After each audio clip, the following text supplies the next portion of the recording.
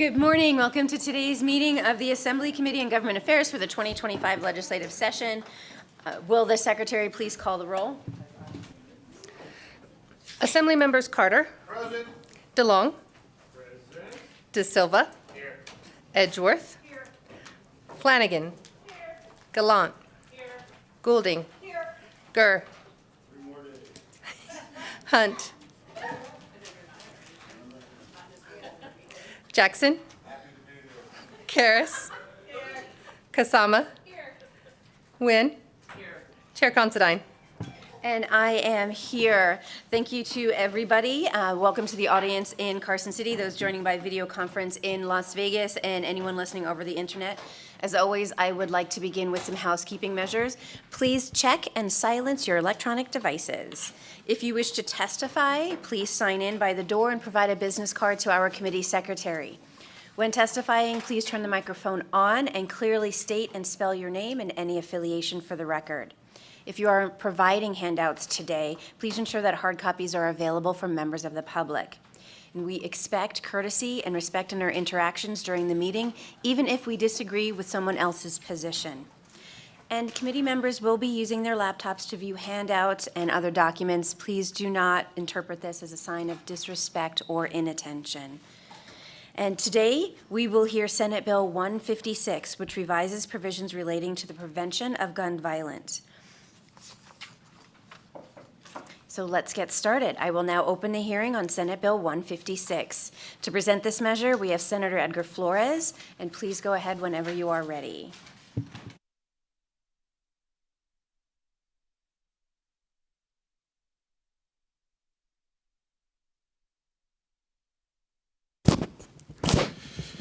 Good morning, Madam Chair, Vice Chair, and esteemed colleagues of the Assembly Government Affairs Committee. I am Senator Edgar Flores, proudly representing Senate District 2, Northeast Las Vegas, and I am here to proudly present Senate Bill 156 on behalf of some very compassionate, hardworking UNLV students who brought this measure forward. Madam Chair, I wanted to confirm that we have, I do see Emer joining us in Las Vegas, and I wanted to make sure that Mr. Alex Silva was also joining us via Zoom. Yes, perfect. Yes, I am. Perfect. So just by way of background, Madam Chair, and I do appreciate you allowing me 3 hours for this presentation this morning.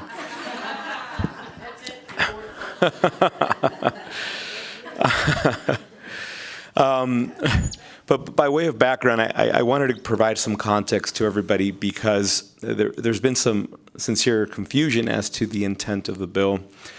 But just so that we can talk a little bit of what the origin and what the genesis of this bill is.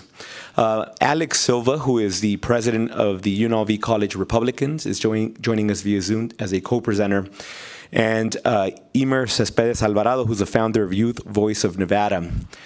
I start the conversation there because these are two students who are on polar opposite sides of the political spectrum of the aisle. But as you all know, on December 6, 2023, we had a very tragic incident that took the lives of 3 professors at UNLV. And like many of us, it was a very horrific and difficult time in our state. But more importantly, it was a devastating blow to our community of students. And while many, understandably, the first thing that came to them was running away in fear and trying to place themselves in a secluded area where they felt safe, really what we saw at that time was a lot of heroic individuals who immediately in the face of a tragedy responded by saying, what can we do? And therein was the genesis of this bill, where they started saying, well, how can we attack these issues of gun violence with facts rather than fear, collaboration rather than conflict, and compassion and not condemnation? That is incredibly important that we talk about that, because one of the things that you'll hear is that somehow we are trying to attack the Second Amendment. And when we go through the bill section by section, I hope that you will understand that we are doing the complete opposite of that. I am a gun owner, proud gun owner, and I look forward to hunting with my son. I look forward to teaching him how to handle weapons responsibly. I look forward to after session enjoying a weekend with friends, and that we can go out to a site and that we can utilize our firearms in a safe way. I am not an anti-Second Amendment person. Anybody that knows me knows I am not that human. But what I do want to do, though, is every single time we talk about gun violence in this, particularly in this body and in this building, I always hear, well, what about gangs? What about illegal guns on the streets? What about the fact that we're not teaching people how to handle firearms responsibly? And I agree with that. That's what this bill is intended specifically to do, that we have a data-based, research-based approach in a collaborative setting so that we are figuring out what we are doing wrong as a state. How do we implement better gun safety? How do we prevent getting guns into the hands of individuals that shouldn't be handling them? How can we have a more direct approach to our schools? Does that mean having more clubs? Does that mean having a direct approach to ensuring that individuals understand how to handle firearms? Does that mean that we help individuals better manage their emotions so that they don't resolve to fixing conflict with firearms? That is what we are talking about. We are not in any way have a desire to touch anybody's right to own a gun. That is not what we are doing here. Madam Chair, before and that's it will be at your discretion. We can do it section by section, but I'd like to now hand it over to Mr. Emer Cespedes, who's in Las Vegas, and then he could hand it over to Alex, who will be joining us via Zoom. And thank you again, Madam Chair. Emer, please. Good morning, Chair and members of the committee. For the record, my name is Emer Cespedes Alvarado. I am a student at UNLV and the founder of Youth Voice of Nevada. On December 6, 2023, I was in the student union with over 80 students for a civic engagement workshop, talking about democracy, leadership, and the future we wanted to build. That vision was shattered when the alert came through, active shooter on campus. We turned off the lights, locked the doors, hid under tables. I remember texting my parents, "I love you," thinking those might be my last words to them. What happened that day changed me, and it changed a lot of us. But out of that trauma came something powerful. Unity among Republican, Democratic, and independent students. We didn't wait for someone else to act. We took action together. We drafted SB 156 as a united front because we believe that preventing gun violence isn't about a left or right issue. It's a life or death one. SB 156 represents what happened when young people stop waiting for false promises to protect us and instead build the solutions ourselves. It creates a special counsel under the Attorney General to lead efforts that are proactive, research-based, and rooted in the needs of community like ours. This bill isn't just policy. It's our life experience turned into action. So with all due respect to every member of this committee, just as we came together across political lines to do our part, we're asking you to do yours. Match the unity we have shown, match the urgency we have felt, and help us build the safer future we were talking about before that tragedy happened. Thank you. And Madam Chair, if we may now go to Zoom. Edgar Flores, for the record, for Mr. Alex, are you on Zoom? Yes, sir, I am. Okay, Alex, please take it away. Good afternoon, Chair, members of the committee. My name is Alex Silva. I apologize for not being able to attend this hearing in person, but I came back to Texas for the summer to spend time with my family. My name is Alex Silva. I'm the president of the UNLV College Republicans. And I'm here today as a conservative student, but more importantly, as someone who came to UNLV after they experienced a horrific event. I may not have been at UNLV during the shooting, but I saw how it impacted people firsthand, and people were still very shaken up after that event. I could not imagine what they went through that day, having to text their parents or call them, not knowing if they would ever see them again. That day changed everything for our campus. In the weeks that followed, students from all backgrounds came together, Republicans, Democrats, and independent. We didn't care about party labels. We cared about our safety. We cared about our classmates, and we knew we had to do something. That's why we worked hard across the aisle to help create SB 156. This bill isn't about taking sides. It's about taking action. It creates a special counsel for prevention of gun violence in the Attorney General's office, helping Nevada track data, support evidence-based solutions, and fund local prevention programs without contributing to mass incarceration. Now, a reason why I like this bill, I'm very pro Second Amendment. I'm from Texas. I'm a gun owner myself. And I like this bill because it brings attention to mental health and gun safety, which, in my opinion, as a gun owner myself from the great state of Texas, gun safety is the most important aspect of being a gun owner. This isn't a theoretical idea. We worked on this bill because we lived the consequences of inaction. Let me be clear. This bill no longer has a fiscal note. That means there is no cost excuse to stand in the way of it. We're asking you to vote based on principle, not party. To my fellow Republicans, I say this with respect. It's time to show that public safety matters to all of us. Supporting SB 156 doesn't make you less conservative. It makes you more committed to protecting our community. I urge every member of this committee to stand with students from both parties, Democrat, Republican, Independent, whatever you are, and move SB 156 forward. Let's be the generation that acts. Thank you. Madam Chair, Senator Edgar Flores, for the record, I wanted to first again say thank you to Mr. Silva and Mr. Alvarado Cespedes.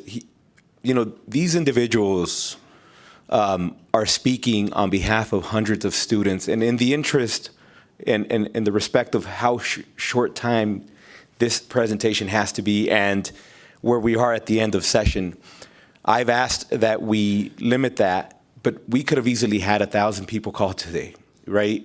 And we could have had them show up and fill up every single room, but I understand we are not in that position. So respectfully, we're not doing that. You'll have students call in, but you're not going to have what we could have done. But I say that because they are leading a conversation that is incredibly important for the entire student body that had to go through that very emotional, painful moment that changed what it meant to be a student for them forever. And it's why I am so proud to be able to come here and do this on their behalf and just be a vehicle to that voice. Because it's what we do as Nevadans. Every single time we undergo a tragedy, you'll see individuals come together in that way. And I am just very honored to be able to do this on their behalf. Madam Chair, I will very quickly sum through the sections, and then we'll open it up for questions. So section 1 through 6 are just the definitions. You'll see state agency, local law enforcement, special counsel for prevention of gun violence defined. Now, you may be asking yourself why we're using special counsel. It was the way that we were able to work with the Attorney General's office to avoid having a fiscal note. We were originally going to create a brand new office that would have involved having staff and appointing several individuals to that. And in order to avoid that fiscal note, they're going to absorb it. So instead, they're going to appoint somebody that's already within their staff who previously had other roles. But this session, we're going to be dissolving some of those through the dissolution of some of those boards. As you all know, that we've been trying to get rid of some of those. You've heard of those all throughout session. And they're going to have now a little bit more time to be able to tackle other duties. And that's how we're going to prevent that fiscal note. And the Attorney General's office is here to address any questions should you have them. Section 7 is the appointment of the special counsel that I previously alluded to. Section 8 are the duties of the special counsel, which means to collaborate with researchers and academics, assist with educational campaigns on gun safety and suicide prevention, collect and analyze arrest and prosecution data for gun-related crimes. This was really important because this was us reaching across the aisle. One of the things that I've often heard is, well, we want to know why people are committing crimes and who are committing these crimes. And, really, is it one side or the other? Or is it happening more in the inner city? All this is important data. And it will help both Republicans and Democrats alike to actually understand what is happening in our state. And we have to have a very sincere, transparent conversation. So we need to be able to look at all that data to understand what is happening in our communities so that we can tackle the issue head on. Section 9 is a grant program. One of the things that we don't want to do is take any or deplete any resources from the state. But we recognize that the NRA, for example, would be very interested in engaging in this type of conversation. There's a lot of clubs, organizations, nonprofits, individuals that would want to help with these campaigns. There's already campaigns focused on this. Right? You'll hear about individuals that say, we do gun training at middle schools and high schools and college campuses. You'll hear about clubs that do all this wonderful work on how to handle a firearm. They may want to get involved with this. So we want to open the door so that everybody can come in, whatever the perspective is, and they have the opportunity to engage meaningfully. Section 10 was deleted by amendment. Section 11 goes again into some of the funding mechanism. Section 12 is the reporting. We want the AG to submit a biannual report. So after law enforcement, after nonprofits, different stakeholders, after everybody comes together and puts all this information in a centralized place, we want that to come back and be reported to the state so that all of us know, here's what collectively we've gathered, and that we utilize that information to understand where we need to invest more resources, right? We may realize that we need to do a better job with middle school, where we're dropping the ball there, or in high school, or our college campuses. We need to understand that, so that's why we're going to make sure this report comes back to us. And lastly, Madam Chair, I just want to remind everybody, this is not an anti-gun bill. This is a pro-safety, pro-research, pro-student, pro-community bill. And with that, Madam Chair, we are open for questions. Thank you, and thank you to the two college gentlemen for the testimony. We will now move on to questions for the committee. Our first question is from Assembly Member De Silva. Thank you, Chair, and thank you, Senator Flores, for this thorough presentation. I think this is a solid step forward, in addressing a critical issue that we're having not just here in Nevada but across the country, which is gun violence. And also thank you, and a big shout out to those students too, who showed up today. It's always important to hear from our young voices, especially those who were affected directly by some of these, by this event that took place at UNLV, a horrible, tragic day here in our state. My question really is focused on the grant mechanism. I was wondering if you could give us some insight as to how the grants would work for this program. Thank you. Thank you for that, Senator Edgar Flores, for the record. And so I'd like to direct the attention of the body to Section 11. And there specifically says a special counsel may apply for and receive gifts, grants, contributions, or other money from governmental and private agencies, affiliated associations, and other persons for the purpose of carrying out the provisions of Section 7 through 12. We wanted to cast as wide of a net as possible so that we would allow anybody who has an interest in this conversation to put resources on the table. Again, one of the easiest things for us to do after any tragic moment is that we turn it into a political discourse. And we'll say, well, we need to go after people's guns. And then the other side will say, well, if everybody had a gun, then this could have been, and then we fall into the never-ending cycle of political theater. If we really want to have this conversation about gun violence prevention, we have to have it in a meaningful way. And in order for us to do that is we have to allow resources to come in from all sides. And you'll find individuals who maybe, like I said, in conversations with folk, we know that there's individuals that run CCW courses. And they've often said that we think we could be instrumental in helping with this, right? And they own small businesses all throughout the state. We want them to engage if they're interested in doing that. We also have individuals who we understand have already been doing outreach on de-escalating issues and gang violence. That is part of the discourse here too. We also realize that there's a lot of research-led organizations that they want to be able to bring more data and or utilize this opportunity to go and utilize students, for example, or create different hubs of opportunity so that individuals can be forward-facing and trying to get the data. And if somebody makes a donation of $100,000, for example, and says, let's get the UNLV students involved, and here's what we're going to be doing as a form of research, and we'll engage the community. We want to be able to do that. So we want this to be an open-ended opportunity for people who are serious about gun violence prevention. Period. If you're serious about it, come to the table. We know what we're doing. Bring folk from all sides of the aisle, and it's going to be a difficult conversation, and folk will be sit in that room at times and maybe point fingers, but that's what we're here to do. It is to have the real conversation. And so, Assembly Member, that's the objective. We want to have the opportunity for everybody to engage, including people in this room sitting here now. Thank you. Our next question is from Assemblymember Flanagan. Thank you, Madam Chair, and thank you, Senator Flores, for being here this morning. I appreciate the passion and the intent behind the legislation and what you're hoping to do. Having been a police reporter for a number of years, there are a lot of things that are in place to track gun violence, gun activity. The police are in this space doing this work, school police, gang police, all of this. So I guess I'm looking for, when you began to think of this bill, community policing, when President Barack Obama was heading this nation, did you find, is it disjointed? Because it feels like we know the areas where violence occurs, right? We know usually where this is occurring, what neighborhoods. And at this point, it can happen anywhere. UNLV is not a place where you think of violence occurring.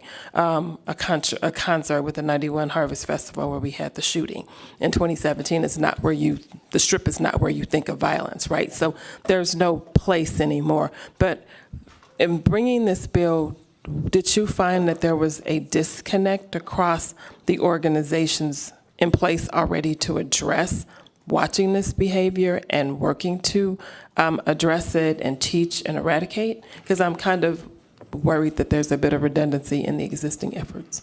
No, thank you, Assemblymember Flanagan, for that question. Senator Edgar Flores, for the record. One of the things that we've discovered in having conversations with different stakeholders in this space already is that, number one, they're operating in silos. And it's not intentional. It's not that there is no collaboration. It's not that law enforcement doesn't want to share data. Is that we don't have a centralized location where all the information is being put together. And there's also an issue with the way we address it. When we talk about firearms in general, we so often leave out mental health.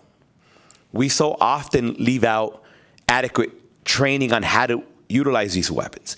And then the reason for that is because we have this clear divide when it comes to this conversation politically, where you'll have one set of group of individuals talking about we should better train individuals on how to handle firearms and teach them what that means.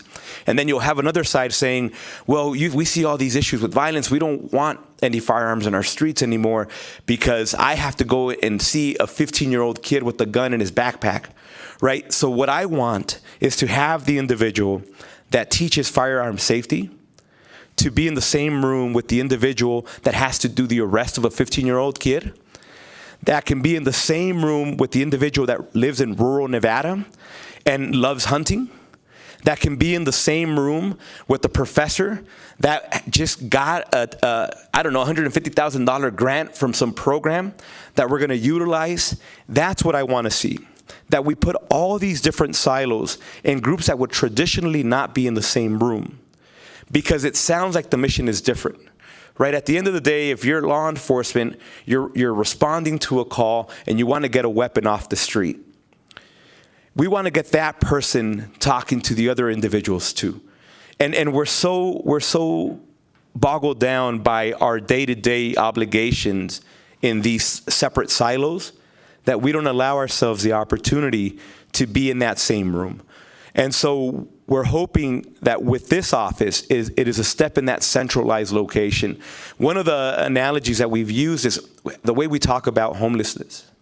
I believe that we have done that in silos at times too, and then we break it up into jurisdictional boundaries and issues there, and then everybody's just kind of working in different silos. I see this in a similar manner in that we need to create a space where all sides can come to the table, particularly in a conversation that is often so politically distant from one another.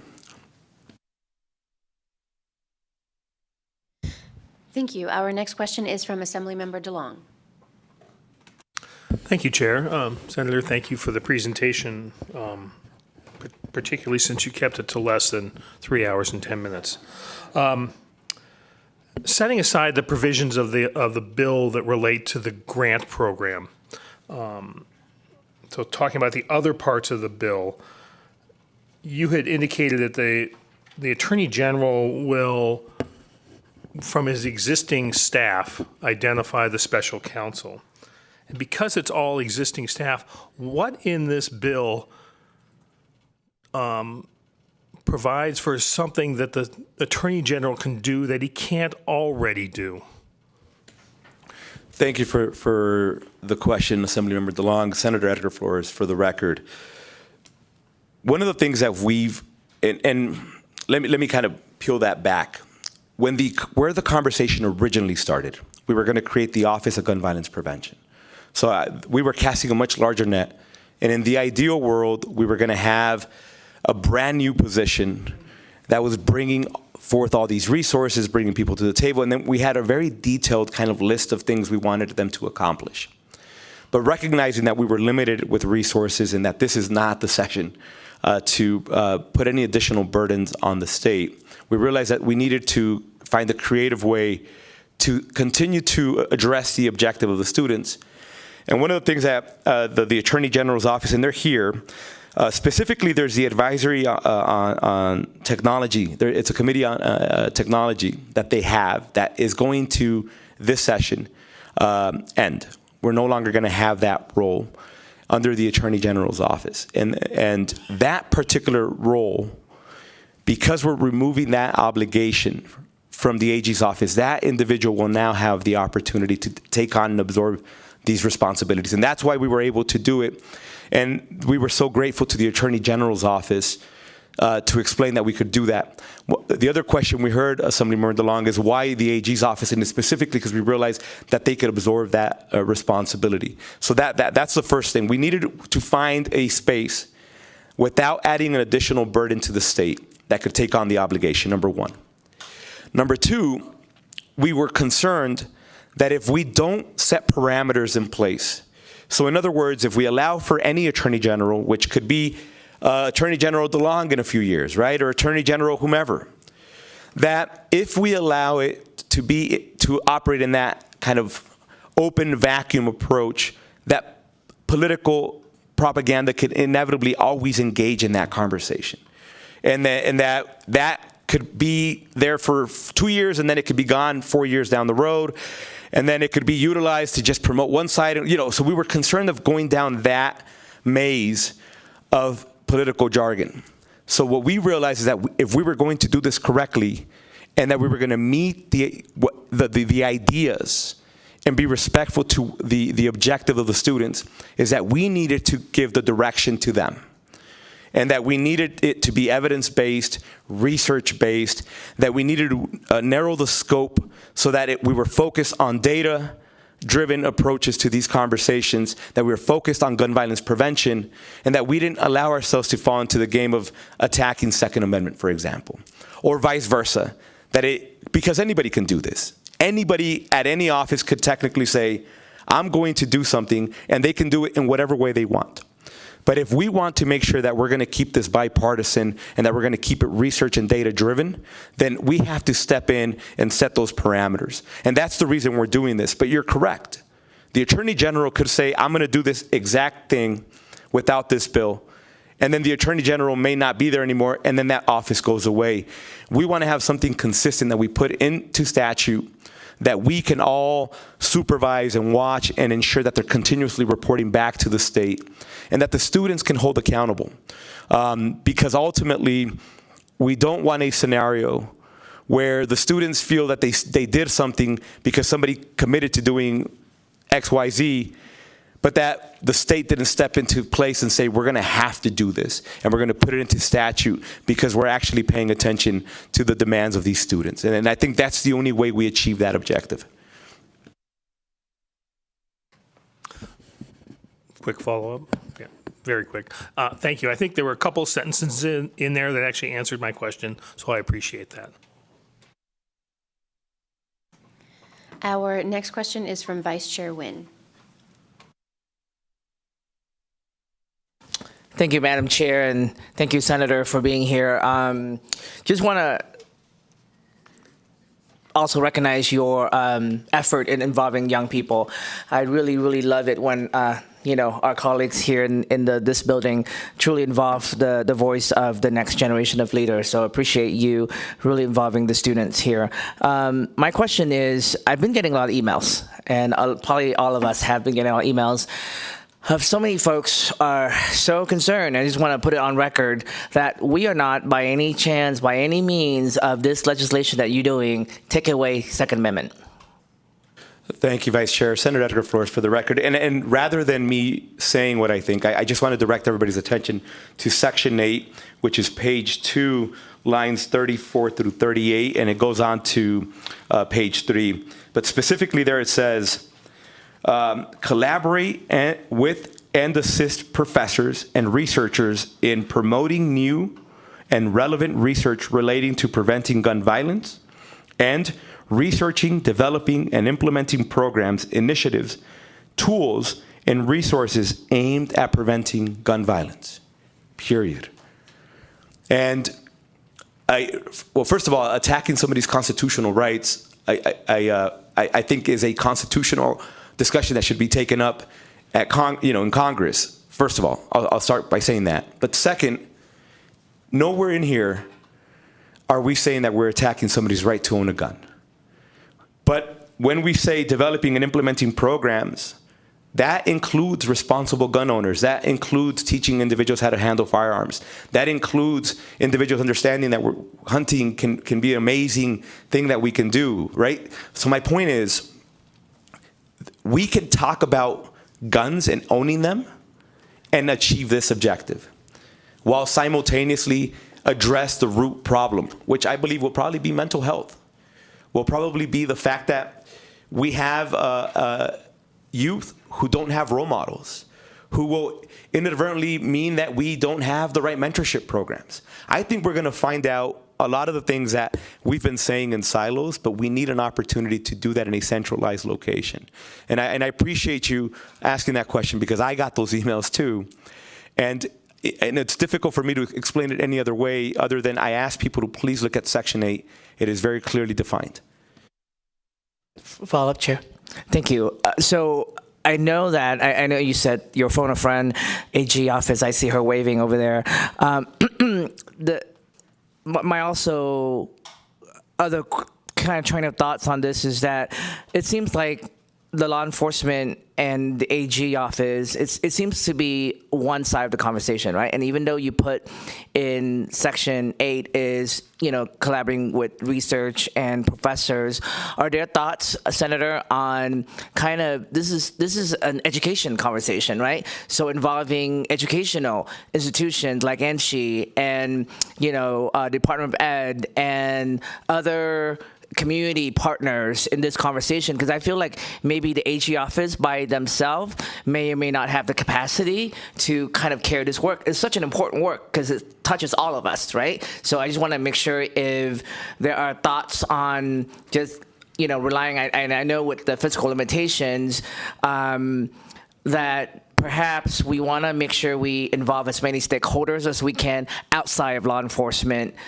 So if you can help me there. Thank you for that question, Vice Chair Nguyen. Senator Edgar Flores, for the record. And that's specifically why I was mentioning that Section 8, specifically line 34, says collaborate with and assist professors and researchers. And that's why we put that language in there, because we wanted to make sure that we were, in fact, working with NCHI, and that we were working with even nonprofits that may be spearheading research. We in no way see this bill as the Attorney General's office becoming the researcher or the quote-unquote expert. We want to utilize what we already have in the community and bring them in. So we're 1,000% on board with your suggestion. And that's specifically why we put that line in there. And that's specifically why it's student-led, because they were the ones that saying, we need to be a part of this conversation. You know, we have the resources, we have the human power to really engage in it meaningfully. Thank you. Our next question is from Assembly Member Gallant. Thank you, Chair. Thank you for bringing this forward. I always appreciate your presentations. They're always interesting, to say the least. I'm curious, are you familiar with the FBI Crime Data Explorer? I am not, Assemblymember. Senator Edgar Flores, for the record. And to be fair, I've researched a bunch of different kind of data collection hubs, et cetera, but I have not had an opportunity to sit here and say, yes, I have them here, I can break anything down. So I am not in that position. I apologize. That's okay. Is it okay if I follow up? Thank you. So I am looking at this website, and it actually has a plethora of information, and I'll send you the link just as a side note, because I don't really think it does anyone any good to collect data that's already out there, right? Like, I like time management skills. So, but I do have a question about the special counsel itself. It's saying that the AG is going to appoint this special counsel, but it doesn't seem like there's any guidelines in the bill that states how many people are going to be on the council, what are going to be some of their backgrounds and qualifications. Humans tend to be biased even when we try not to. And so if you have somebody that's picking this particular council and maybe they are anti-2A versus pro-2A, they could stack that group to be leaning one way or another, and then the data kind of gets muddled up a little bit. Thank you so much to Chair Considine, through to Member Gallant, Teresa Benitez Thompson with the Office of Attorney General, officially here in neutral for the bill. So you'll see us talking neutral, but this sounds like a technical, how would the office operate this? So the council is SCL, not CIL, so it's an attorney position, not a gathering of people. And so the special counsel position is one that already exists in the way that we've been thinking about it. And for full transparency, this is our special counsel to the advisory committee on prosecutors for the state, who has, so that's the existing position that we have. That position also has the obligation of Technology Crimes Advisory Board, and that advisory board is being sunset. So the number of hours are for that person, that full-time position is going to be opening up some hours on the plate in terms of their workload with the sunsetting of the Crime Advisory Committee. But it will be the special counsel that already exists for the Prosecutors Advisory Council, which works with all of our DAs in the state.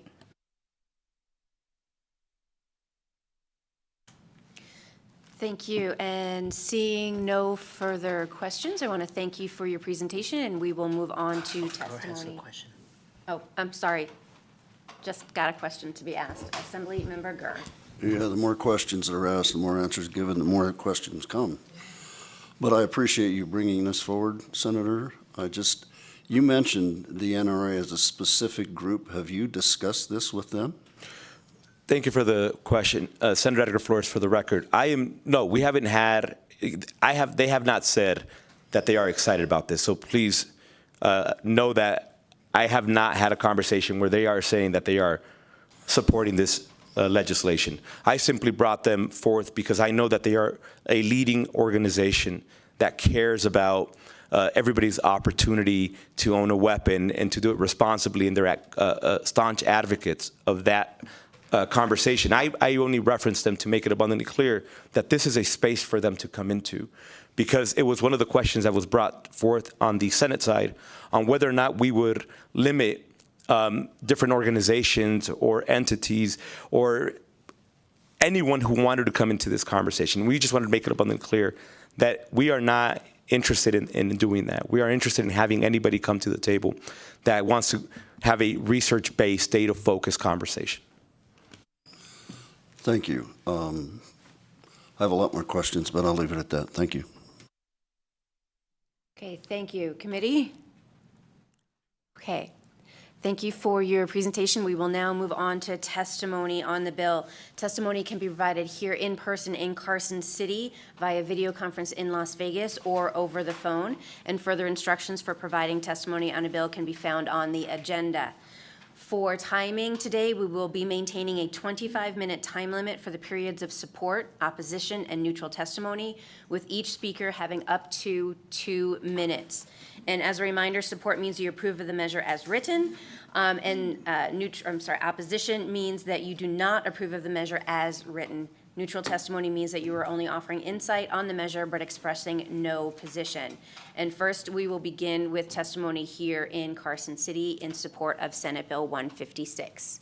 Please go ahead when you are ready. Good morning, Chair and committee members. For the record, my name is Noe Orozco. That's Noeorosco. Apologies, Noe, accent over the E. And I'm the Government Affairs Manager with Make the Road Nevada. Very quickly, we are in full support of this bill. Very quickly, I just wanted to see if I could just touch on 2 points with regard to the question Assemblymember DeLong and Assemblymember Nguyen had asked. So in terms of something that's already, if it's something that's already within the ability of the Attorney General, I don't know if it was Massachusetts or New Jersey. In 2019, they had created something very similar, but it was something that they had done individually within their authority, and nothing really happened until 2021 when they really tried to codify that to actually show that there was progress being made with regards to this. With regards to the education component, it really does just depend on what the special counsel were to be doing. To the Senator Flores' point, Wisconsin, they ended up awarding some funding that they had available to school districts that they would be able to engage with law enforcement and local governments to fully support the reduction of gun violence. Colorado, they have Let's Talk Guns campaign where they talk about educating the community about proper firearm safety, state and federal laws, reporting lost and stolen firearms, and then just safe storage. So there are a variety of different ways that this can go, just depending on what the information shows. And so we are in full support of this bill. Thank you. Good afternoon, Madam Chair, or good morning, and members of the committee. My name is Cindy Mitchell, and I'm a political science student at UNLV. I want to thank Senator Flores for bringing SB 156 forward, as myself and thousands of other UNLV students have been waiting for a legislative response to December 6, 2023. My memory quite often fails me, but I don't think I will ever fail to recall December 6th. I went to my 11:30 class on the second floor of the business building, naive to what would happen on the floors above me 15 minutes later. We were reviewing for a final exam when we heard the strange loud bang. I personally have never heard a gunshot before in real life, but the pit in my stomach told me it was. We decided to lock the door, and soon alarms were blaring, and the campus police reported that there was a shooter in our building. I was losing my mind because I didn't have my phone on me. A classmate let me borrow theirs, and after sending the I love you text no kid should ever have to send and no parent should ever have to receive, we sat quietly crying, shaking, and filled with the inexplicable fear of not knowing how we're ever going to leave this building. After being escorted out and hours of sitting on the side of the road with my classmates trying to grapple the trauma and gravity of what just happened, I was finally able to feel the security of my family again. The rest of the week, I was simply numb. All of UNLV was. We tragically lost 3 incredible professors that day. UNLV will never forget Jerry Chang, Patricia Navarro-Velez, and Naoko Takamaru. I am one of thousands of UNLV students and Nevadans traumatized by gun violence. This isn't a pain that can be relieved by time. I find myself reliving that terrifying day quite often. UNLV as a community came together in a way that it never had before to mourn our lost professors and to support each other through such heavy times. But no university should have their students trauma bonded because of gun violence. SB 156 can be the beginning of productive work to protect Nevada citizens without threatening the Second Amendment right, and because of that, I'm in full support of SB 156. Also, the Bruin decision in 2022 in the Supreme Court limited the scope of gun reform greatly, and we should not be worried about our gun rights being taken away from us. Thank you. Thank you. Is there anyone else here in Carson City wishing to testify in support of Senate Bill 156? Seeing no one else approach, we will go to Las Vegas. Las Vegas, I see that there's three of you there. First one, please begin providing testimony. You have up to 2 minutes each.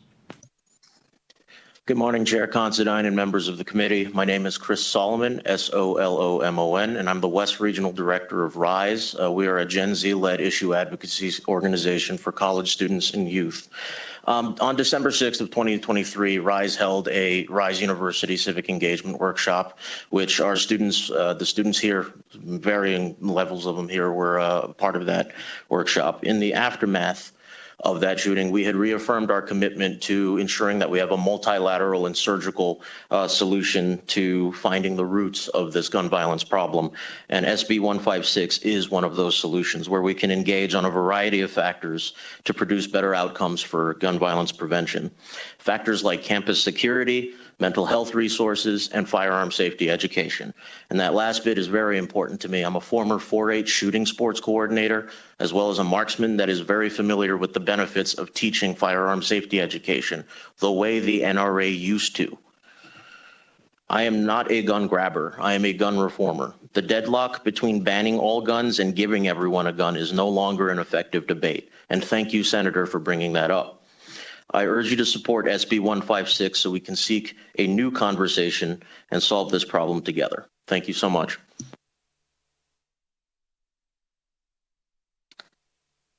Hi, chairs and members of the committee. My name is Malcolm Greer, and I'm a member of the Youth Voice of Nevada, Students Demand Action, and the College Democrats of UNLV. On December 6, 2013, I was on the campus attending a civic engagement workshop hosted by RISE when a gunman opened fire, killing 3 and injuring others. I survived, but my life was forever changed. The fear, the chaos, the grief, no one should have to endure what we did. Yet these tragedies continue. That's why I'm urging Nevada lawmakers to pass SB 156 and establish the Special Counsel for the Prevention of Gun Violence. This bill isn't about taking anybody's rights away. It's about saving lives. SB 156 would have the Special Counsel study gun violence, implement prevention strategies, and works with communities and law enforcement to reduce deaths and injuries. We have the power to act. We can prevent future tragedies. SB 156 is a crucial step to this. Thank you. Doug Unger, DOUG, UNGER, UNLV Chapter President, Nevada Faculty Alliance. Contrary to what's said in opposition, SB 156 is really a pro-gun ownership bill. The intention of the new amended Special Counsel for Gun Violence Prevention will be to gather data on gun violence and work on initiatives for safer ways to live with our American culture of the gun. Following the December 6, 2023 mass shooting on the UNLV campus, and I was there too, I was appointed as a representative for ENCHI to study and report on campus safety and gun violence. I had the privilege last October to present with 3 others from the American Federation of Teachers to the then extant White House Office for Gun Violence Prevention. I learned a lot about outreach and education, which I hope this bill can help facilitate. For example, using an existing Department of Education letter template to K-12 parents that reminds them of and describes responsibilities for safe gun storage. A district-level initiative for gun awareness and safety classes in K-12 schools. And please see Utah House Bill 498 passed this spring that does just this. Utah not a state that puts obstacles in the way of gun ownership. an advertising campaign for responsible gun ownership that promotes the message that no one should ever reach for a gun in anger, social worker training in gun violence prevention combined with youth community outreach programs such as one ongoing in Richmond, Virginia, that have a documented impact to reduce gun violence and deaths by guns. According to the CDC, in 2024, more children in our nation died from gun violence than from any other cause. A special Council for Gun Violence Prevention in Nevada will help save lives. The Nevada Faculty Alliance stands in support of our students and of this bill.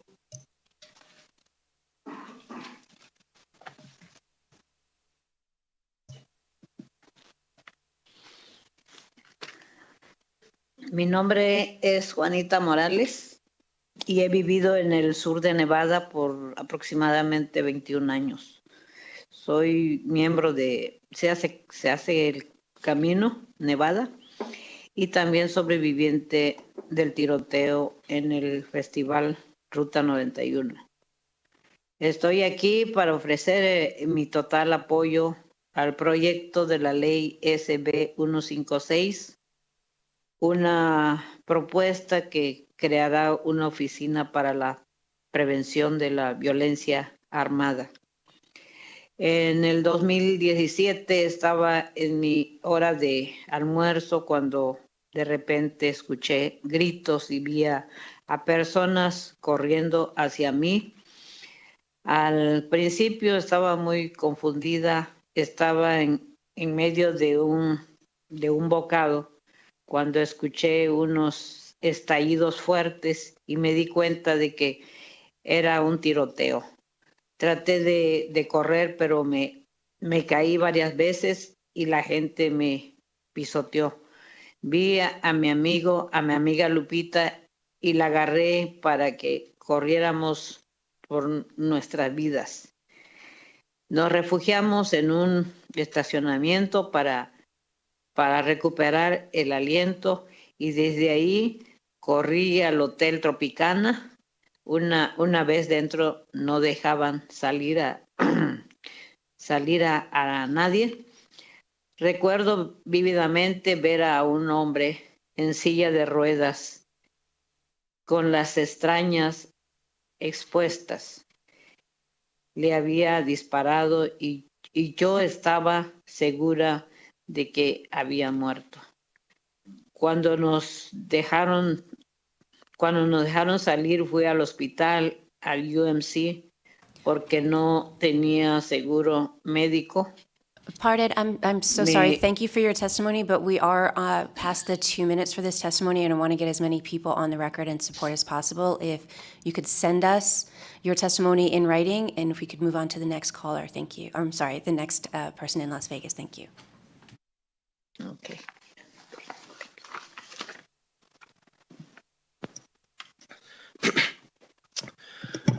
Good morning, Chairwoman Considine, Vice Chair Nguyen, and other esteemed members of the committee.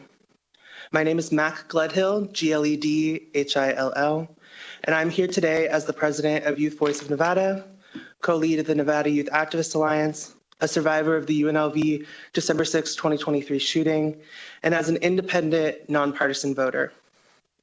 The Youth Voice of Nevada has been tirelessly working this session to support Senator Flores' bill, reaching out to everyone across the political spectrum to build a coalition focused on addressing the gun violence epidemic in Nevada.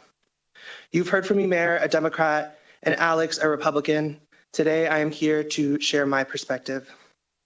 I registered as a nonpartisan last year, like many young Nevadans, because I don't feel like either party aligns with me, nor do I trust them to meet the intense political moment that we live in, or to work for young working students like myself.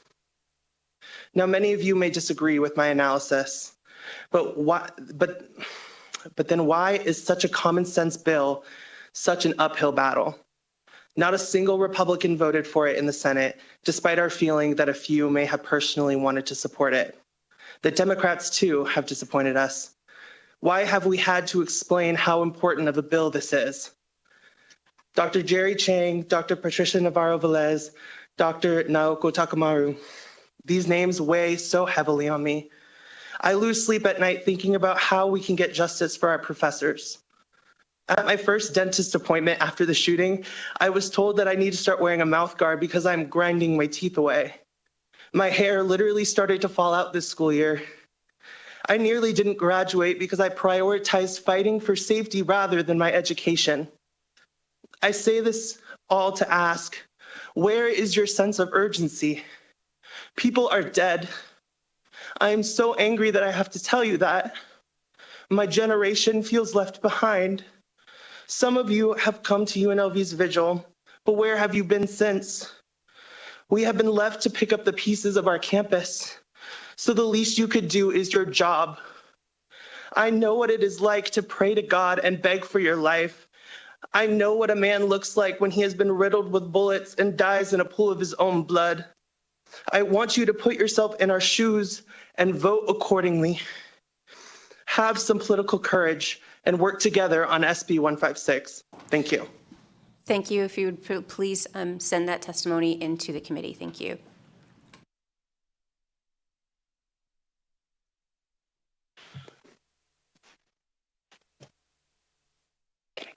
Okay.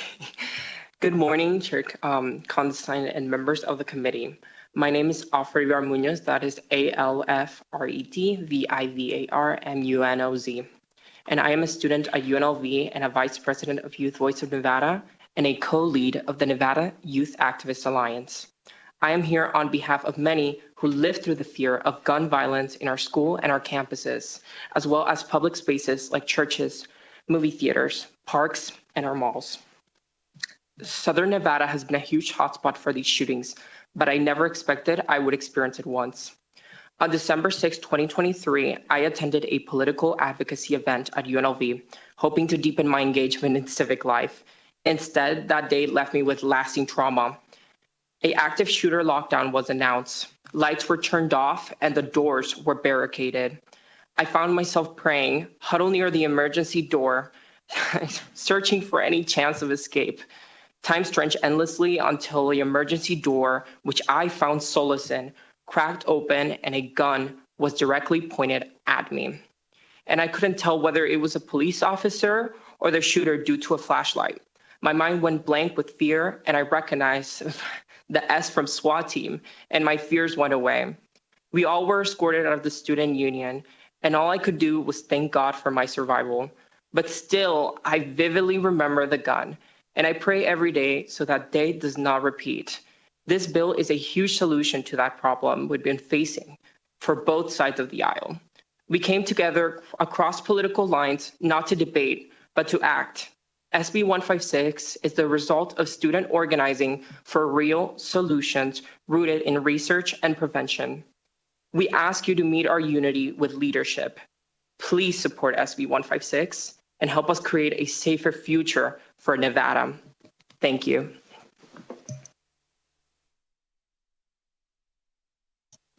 Good morning, chairs of the committee. For the record, my name is Caitlin Gomez, spelled Kaytlin, and I'm a student at Nevada State University studying data science and biology, and I'm here to speak in support of SB 156. The gap between prevention when it comes to the violence guns have the ability to inflict is shown by countless databases. We cannot continue to wait for the tragedy to strike before deciding to do something. SB 156 is a clear and evidence-backed plan for Nevada to lead with prevention. As a student who was present at Nevada State University's campus the day of the shooting which took place at UNLV, I can attest to the fear and the real damage spread around the community in the aftermath. I ask to commit to a safer community, support SB 156. We know it's the right thing. Thank you.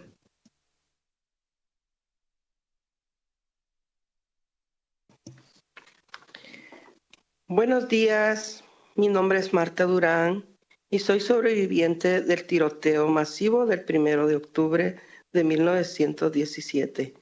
En el evento de Ruta 91, ese día trabajaba entre multitud. Cuando comenzaron los disparos, me escondí en un almacén con otras personas, tirada en el piso, mientras las balas caían. Caminé sobre cuerpos para encontrar una salida. Sobreviví por el trauma. Sigue presente años después, ya no me siento segura en iglesias, supermercados, eventos públicos. La violencia armada afecta profundamente a comunidades como la mía, SB 156. Es una oportunidad para que Nevada actúe con responsabilidad, creado una oficina estatal para prevenir la violencia con armas, educar a nuestras comunidades, salvar vidas en Nevada como en todo el país. Les pido que apoyen esta propuesta. Ya vivimos la tragedia más grande del país. No podemos quedarnos en silencio. Muchas gracias.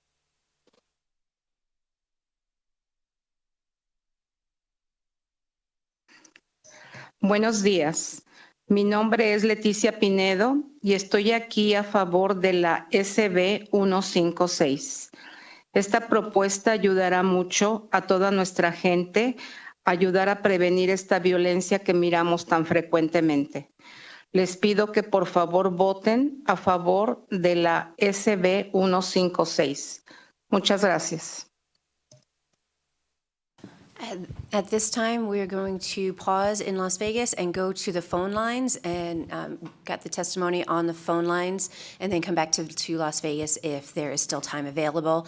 As a reminder for those on the phone and those in person testifying, if someone has said what you would like to say, please feel free to say ditto so we can get more people onto the record. But AVH, if we could please go to the calls in support of 156, SB 156. If you would like to testify in support of Senate Bill 156, please press star 9 to take your place in the queue. Again, press star 9.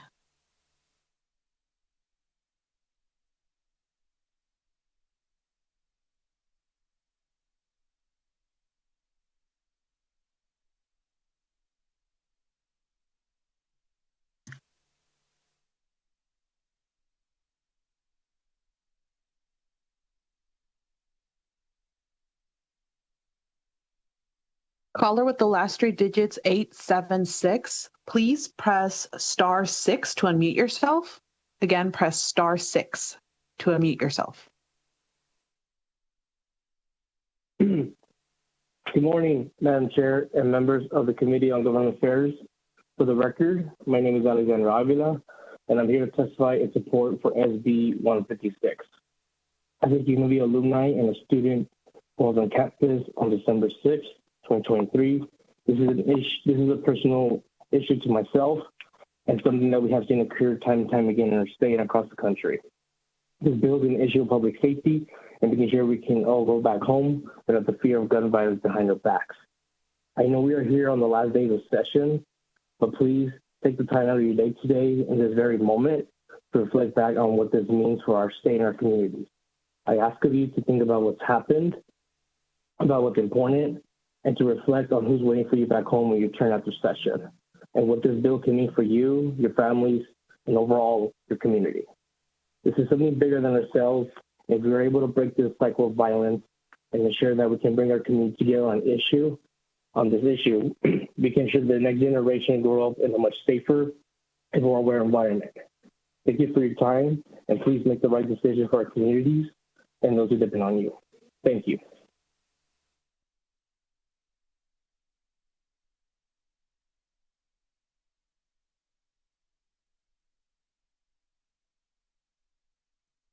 Hola, buenos días.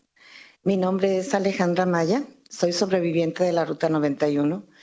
Y como varios compañeros ya hablaron lo que pasó, no quiero ahondar en este tema, solamente estar a favor de la SB 156, porque realmente me gustaría que ustedes se dieran cuenta, lo que pasó ya fue.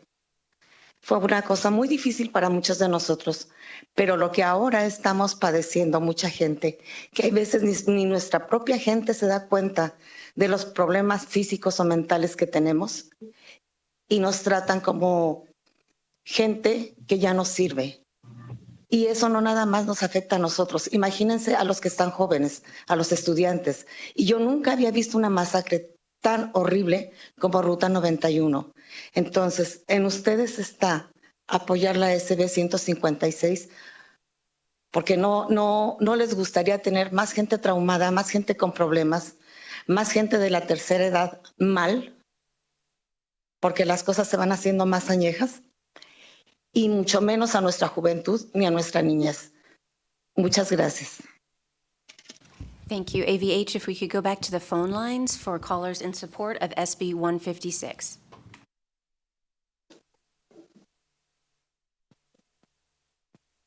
Thank you, Chair.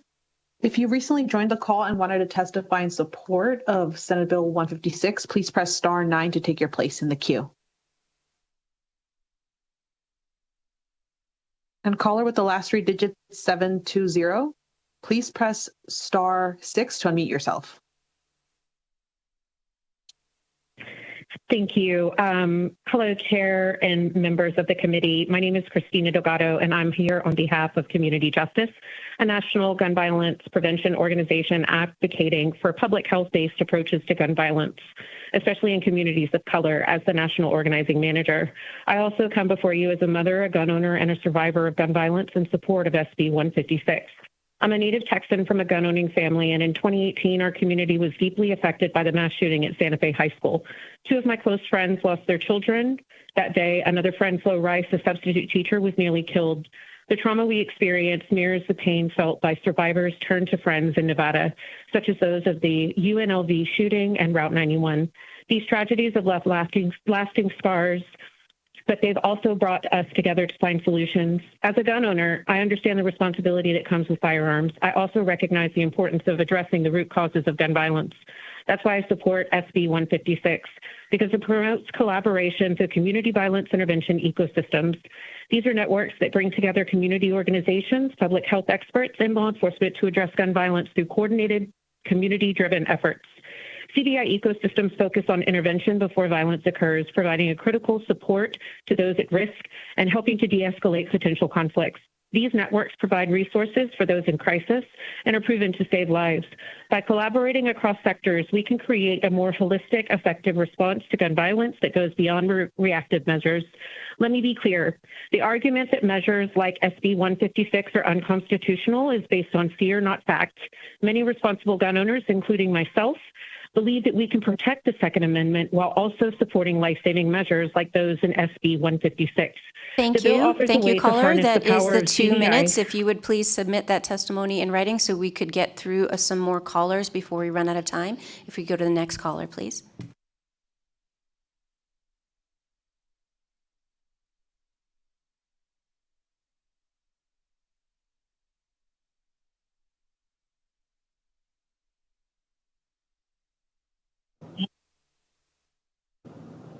Good morning, Chair and members of the committee. For the record, my name is Stephanie Flores, and I serve as the Attorney General for Nevada State University Student Government. I'm here today to express my strong support for SB 156. As a student and a young Nevadan, I believe this bill is a meaningful step toward addressing gun violence in our state. Thank you for your time.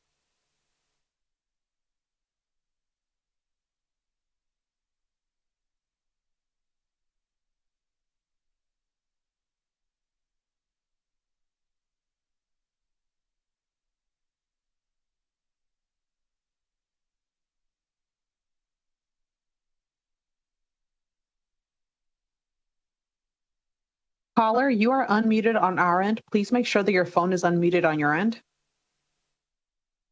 Can you all hear me?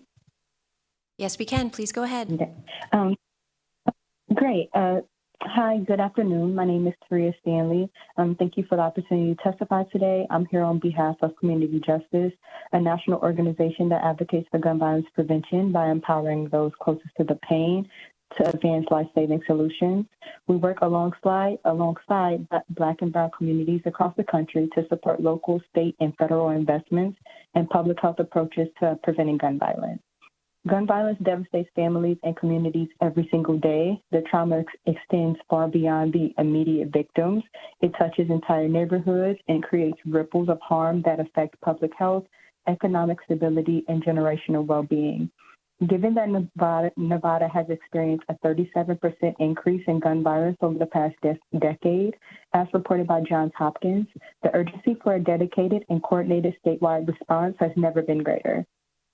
SB 156 is a critical step forward by establishing a special counsel for the prevention of gun violence within the Office of the Attorney General. Nevada will be creating a permanent leadership role to coordinate gun violence prevention strategies across statewide agencies, collect and share data, support evidence-based community efforts, and drive a comprehensive statewide response.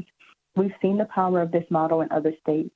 For example, New York has recently codified its Office of Gun Violence Prevention, which helps align funding, programming, and policy across state and local levels. And as a result of that, local organizations have gained more consistent support, communities have had clearer voice in the solutions being implemented, and lawmakers have been able to act on real-time data and lived experiences. Nevada has the same opportunity to follow that lead and improve on it. We cannot and must not wait for tragedy to act. The tools exist. We know this works. The strategies are proven. The leadership structure proposed in Senate Bill 156 will enable Nevada to implement these solutions consistently, fairly, and with the accountability. Thank you. Thank you for calling in to Nevada, but the 2 minutes is up. If you could please send in your testimony so we can move on to the next caller and get everyone in on record as we can. So AVH, can we go to the next caller? Chair, we have no additional callers in support at this time. Thank you.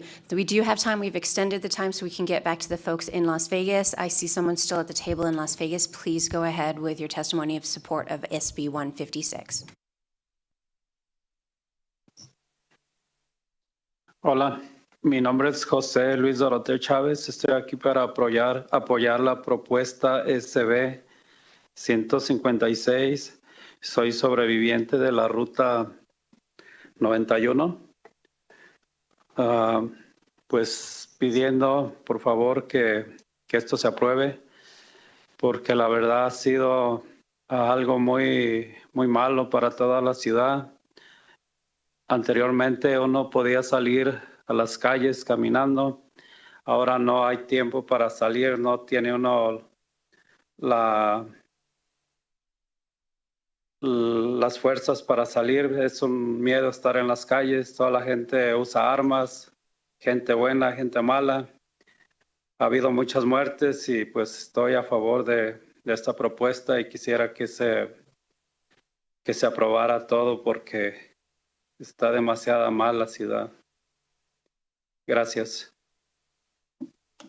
Thank you. We are right now at about 30 minutes. So those of you in Las Vegas, if you would like to just say your name and ditto to get your name on the record, we can do a lot of folks really fast. Otherwise, I would request that anyone who has not testified and still would like to send your testimony in writing to the committee.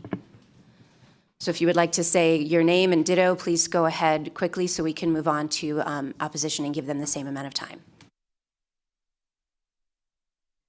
Hi, my name is Maria Navarrete, and I'm here right now today asking you to support SB 156. Thank you. Hello, good morning. My name is Leslie Silva, and I am here today because I want that everyone can support us, the SB 156. Thank you. Hello, my name is Robert Garcia, and I ditto all the previous comments as well.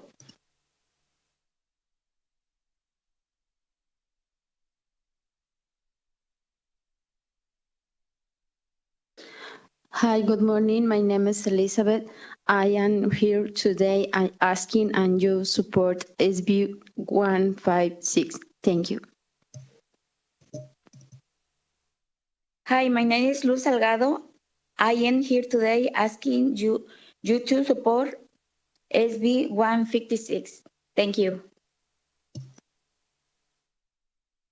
Hi, good morning, everyone. My name is Angeles. I'm here today asking you to support SB 156. Thank you.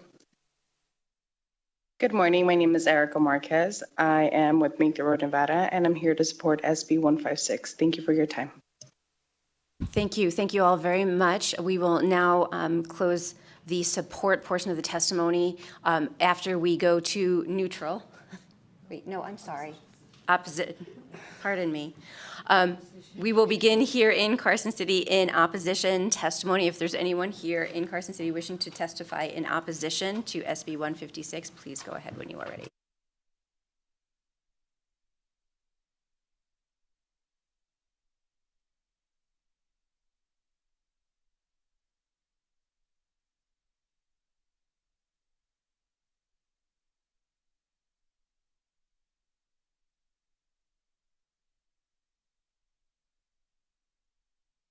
I didn't know who was sitting down first, so I didn't know what the order was. We used 32 minutes in support, so we are providing 32 minutes for opposition, so please go ahead when you're ready. Thank you, Madam Chair. I wasn't picking up on the right one there. My name is Janine Hansen. I'm the state president of Nevada Families for Freedom. We want to make note of the problem at UNLV campus. Of course, it is a gun-free zone, which makes it a target for crazies. Also, I would like to mention that Senator Flores's testimony was very idealistic, but in this building, I live in a realistic political agenda. This body has already passed 2 anti-Second Amendment measures, which are going to the governor. So we're very concerned about that. One of the portions of this bill that particularly concerns me is Section 11, and that is the section that allows private organizations and associations to provide grants for this particular project. We know that in Nevada in 2016, every town for gun safety, funded by Bloomberg, spent $20 million in Nevada to pass an anti-Second Amendment initiative. There are many other groups that would be more than happy to give money to this particular office in the Attorney General's, and that would be organizations like Coalition to Stop Gun Violence, the Brady Campaign to Prevent Gun Violence, Every Town for Gun Safety, Gifford Center, Mons Demand Action. We're very concerned that this would be a very biased committee under the special counsel. We know that there's already excellent research available on how to stop gun violence. The Crime Prevention Research Center in May of this year said in non-gun-free zones where civilians are legally able to carry guns, concealed carry permits holders stopped 51.5% of active shooters compared to 44.6% stopped by police. The Crime Prevention Research Center found in a deep dive into active shooter scenarios between 2014 and 2023. Not only do permit holders succeed in stopping active shooters at a higher rate, but law enforcement officers face significant greater risk when they are involved. We appreciate your taking our testimony, and we continue to have serious concerns about this. Thank you. Good morning, Madam Chair, members of the committee. Bob Russo for the record. I'm representing myself and friends unable to attend today's hearing. I strongly oppose SB 156. Besides legitimate concerns of outside influence and funding of this office by anti-gun organization, the so-called Office for the Prevention of Gun Violence would, I believe, be an anti-Second Amendment propaganda machine aimed at turning public opinion against the rights of law-abiding gun owners.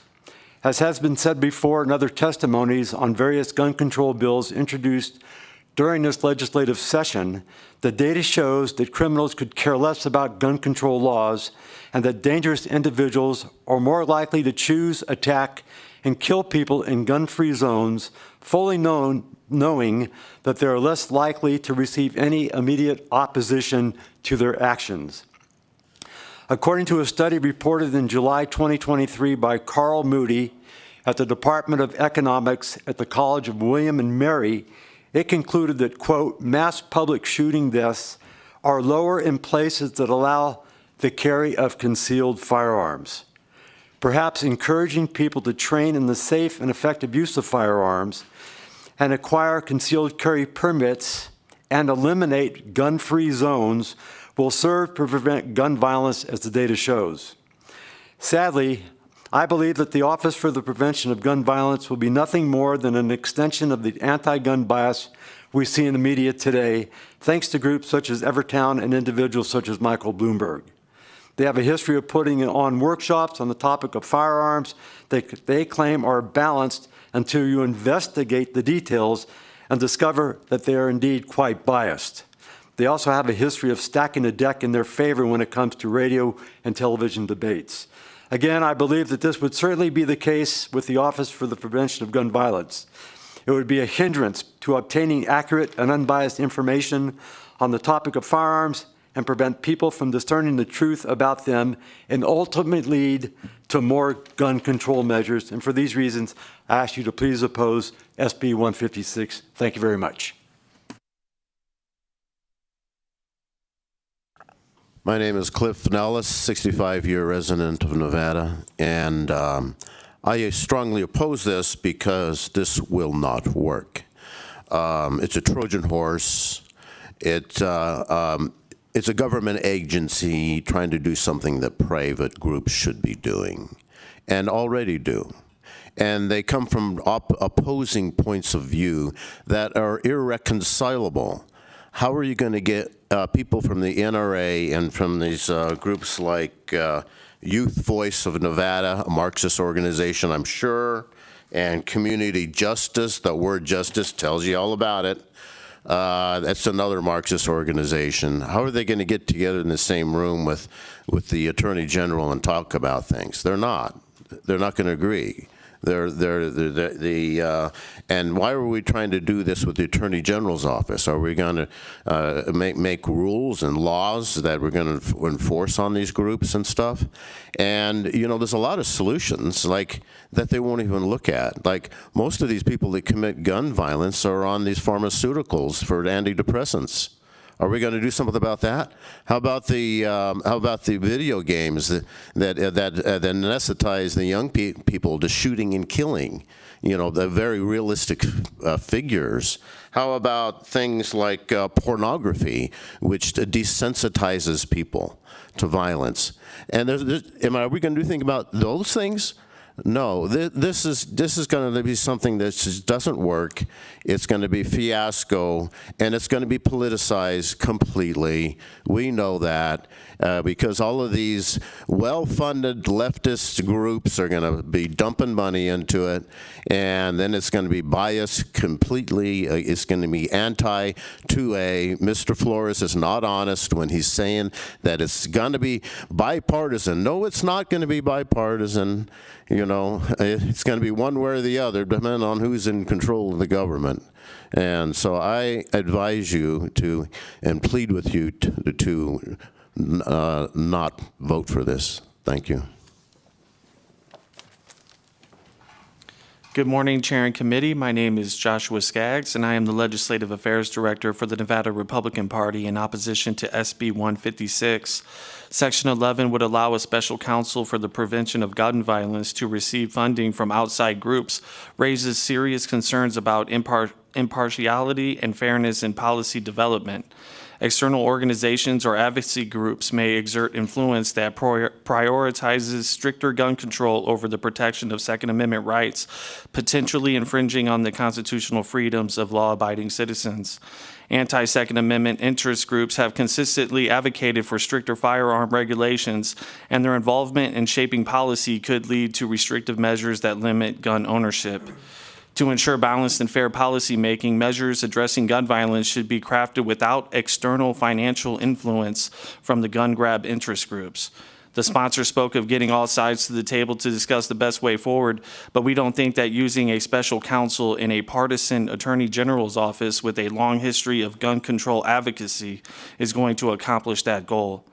The Nevada Republican Party strongly believes in gun safety and prevention of gun violence, but a partisan special counsel is going to be more interested in gun control than actual safety, and we ask you to oppose SB 156. Thank you.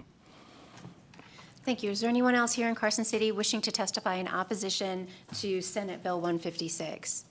Seeing no one step up, we will move to Las Vegas. Is there anyone in Las Vegas wishing to testify in opposition of Senate Bill 156? Seeing no one stepping up to the table, AVH, if you can go to the phone lines for people in opposition to SB 156. To testify in opposition of Senate Bill 156, please press star 9 to take your place in the queue.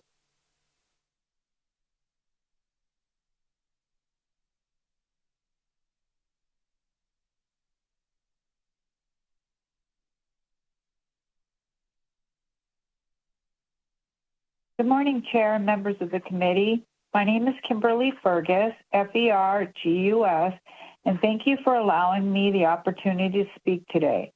And I do sincerely appreciate the time and effort that Senator Flores went into crafting this bill. However, I rise in firm opposition of SB 156. While the title may sound noble, this bill is a clear overstep of government authority and a direct violation of fundamental constitutional rights. SB 156 grants sweeping power to a politically appointed special counsel, and I really have a problem with that, who is not elected yet is empowered to advise the Attorney General to collect sensitive legal data under NRS 202.3625 and 202.3645 and access information from local police, the Department of Public Safety, and city attorneys. These statutes relate directly to legally permitted concealed carry holders. Why are we targeting lawful Nevadans? This is not prevention. It's preparation for regulation and surveillance of lawful gun owners. There's no clear scope, no voter accountability, no physical restraint. And to be clear, this bill includes an unfunded mandate under Section 8, bypassing NRS 354.599, with zero protections for local government budgets. Finally, I really have a problem with this, and I'd like, if you get anything out of my testimony, to remember this. Under NRS 228.110, the Attorney General is a legal advisor, not a firearms czar. Remember this, a legal advisor and not a firearms czar. This bill expands executive authority in a way that undermines every principle of transparency, due process, and public trust. Please reject SB 156. It's a bad policy, bad governance, and a direct threat to civil liberties. Thank you.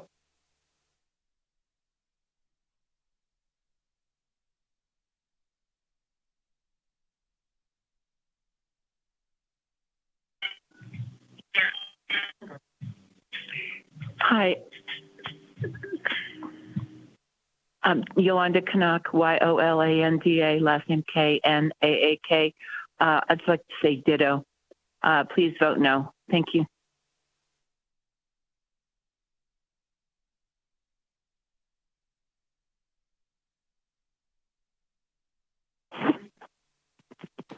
Good morning, everybody. Cyrus Hojjati, Hojjaty, calling in opposition. Ditto. Thank you.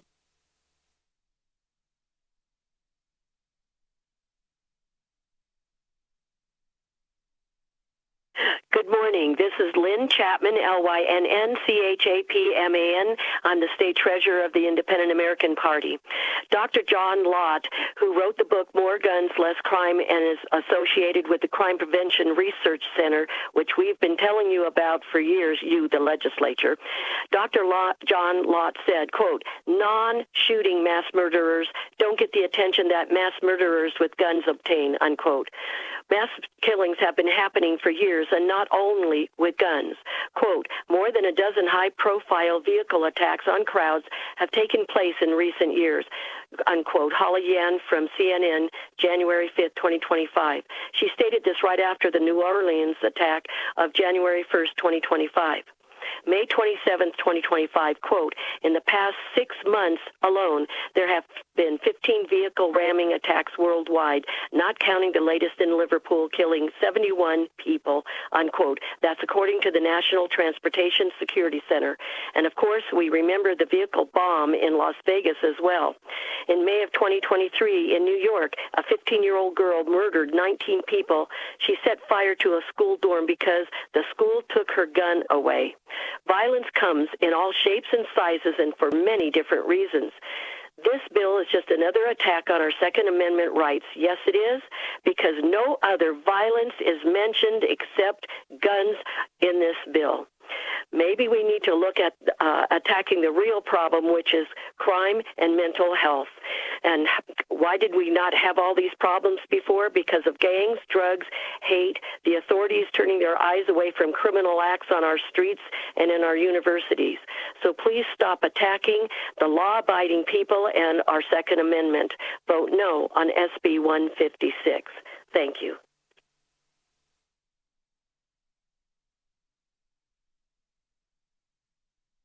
Good morning, committee. My name is Cynthia Perrine, CYNTHIA PERINE. I am in opposition of SB 156 as amended by numbers 501 and 847.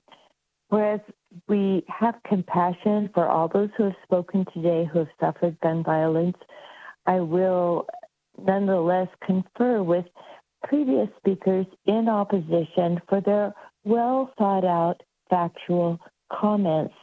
I am concerned about funding for this program from outside groups, which could lead to political bias, and also would like to confirm the question that was made earlier in the presentation, that a lot of information about this issue is already available to lawmakers. So for this reason, I continue to urge of no vote on SB 156 as amended. Thank you.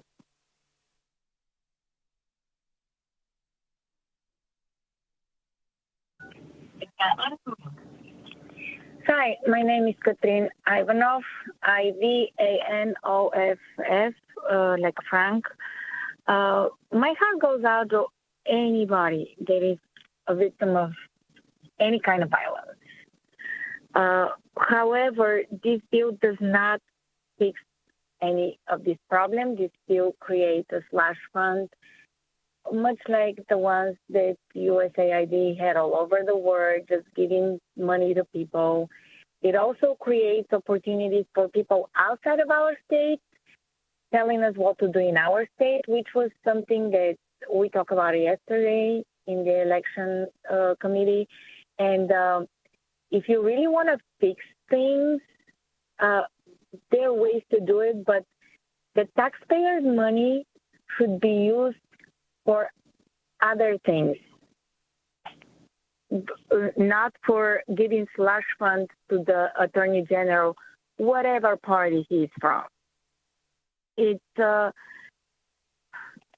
make a bill that outside money should not be affecting Nevada votings or Nevada laws or things like that, versus trying to bring more outside money to propagandize us, bring more education about guns in the schools, bring the Bible back in the schools. When the Bible was in the schools, I don't believe we had one school shooting. If we did, I'm not aware of it. Please correct me if I'm wrong. But we are not teaching our youth the proper lessons, and then we're surprised that they don't know how to react, they don't know how to act, they don't know how to respect anybody. They don't even respect themselves. Please vote no if I wasn't clear. Please vote no on this. We need to use our money for more important things. There should be private entities that already are teaching about that. There are already enough statistics if anybody bothers to actually do something about it. Thank you and have a lovely day.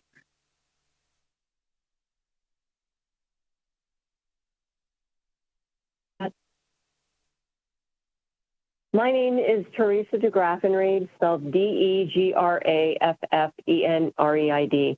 I'm a resident of Douglas County, speaking today on behalf of myself in opposition to SB 156. Special Counsel for the Prevention of Gun Violence. As usual, sounds like Democrat speak for a think tank that will, in short order, come up with more ways to take our guns, period. Though Senator Flores says that it will be a bipartisan look at solutions, the bill language says nothing about that. In fact, in Section 8, it says only that the special counsel will collaborate with professors and researchers who are more likely to approach the issue emotionally rather than from a fact-based approach. Typically, these types of individuals know little or nothing about firearms or safety. The bottom line is that I am a 63-year-old, 5'3" woman, and I can tell you that no matter how big an attacker I am facing, my gun is the one thing that will make us equal and allow me to defend myself. Placing this project under the supervision of a partisan special counsel will not accomplish the goal of a bipartisan discussion on firearm safety, and I urge you to not support SB 156. Thank you.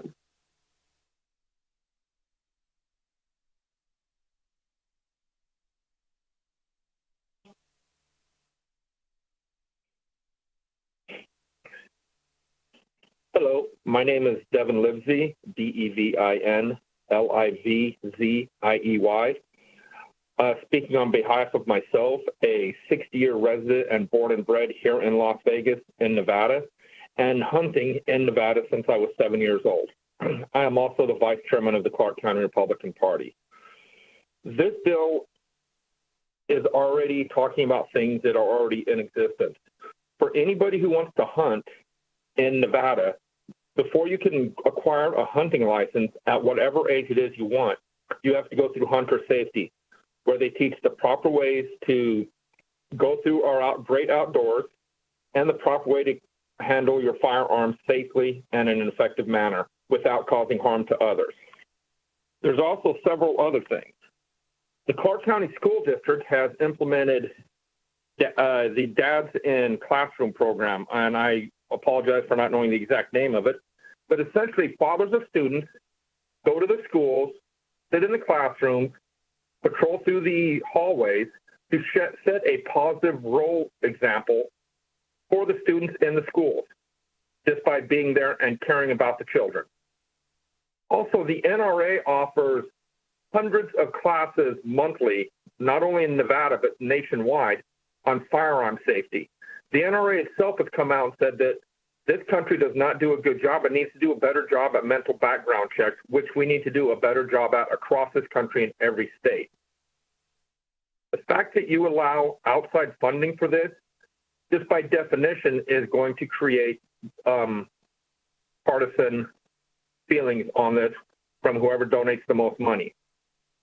And also, it is amazing to me that after just 6 short years in office, our Attorney General is finally addressing firearm safety and firearm violence, but nothing else when it comes to violence, as was stated earlier by the car killings, knifings, and all the other violence that occurs in our society. This makes me wonder about the timing of this bill coming forth now at this time. I strongly oppose this bill. The facilities and the ability to do everything this bill is trying to get done already exist out there, and for that reason, I'm opposed to this bill.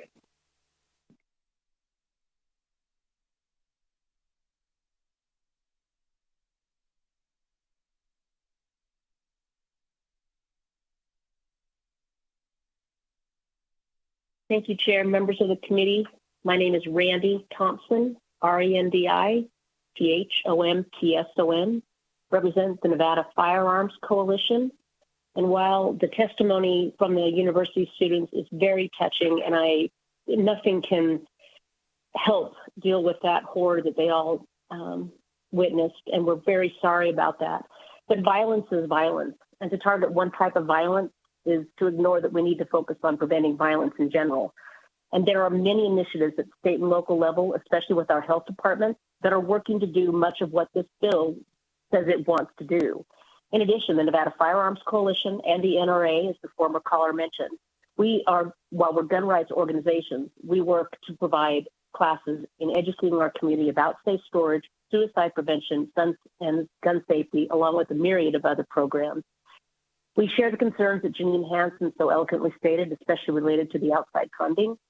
More people died in Nevada from car accidents than killed by guns by homicides. The latest data from 2022 shows that there was 416 traffic fatalities, while we had 160 homicides by guns. We will work to continue with the legislature every session, as we have for the past decade, to pass common sense legislation. But the bill just is not doing what we want to get done in our state, which is to raise awareness about mental health and how to safely use guns with our youth. Thank you.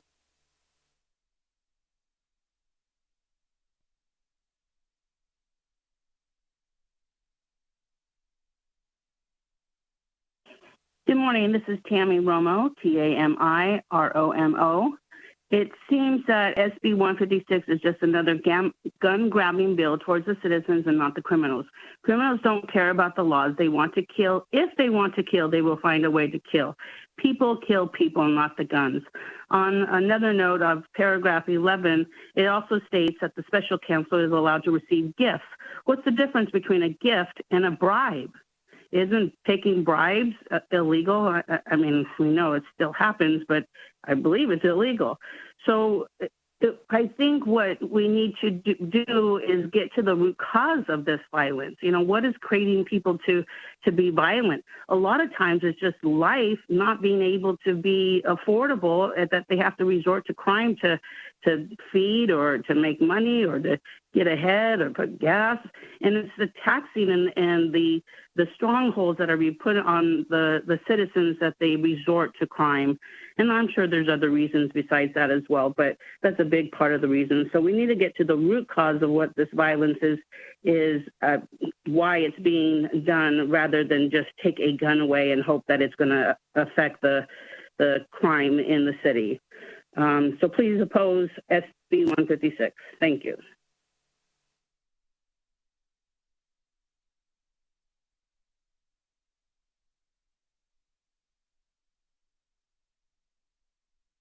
Good morning. My name is Kimberly Johnston Linsday, Linsday, and I am in opposition of this bill as a constituent.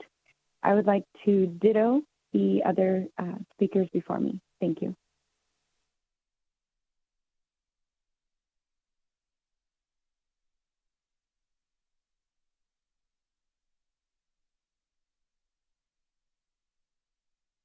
Good morning. This is Bruce Parks, B-R-U-C-E-P-A-R-K-S, and I would like to share some facts about this matter.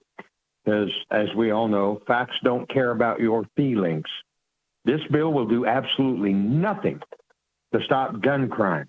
We do not need to spend taxpayer money to create another bureaucratic body that will accomplish nothing.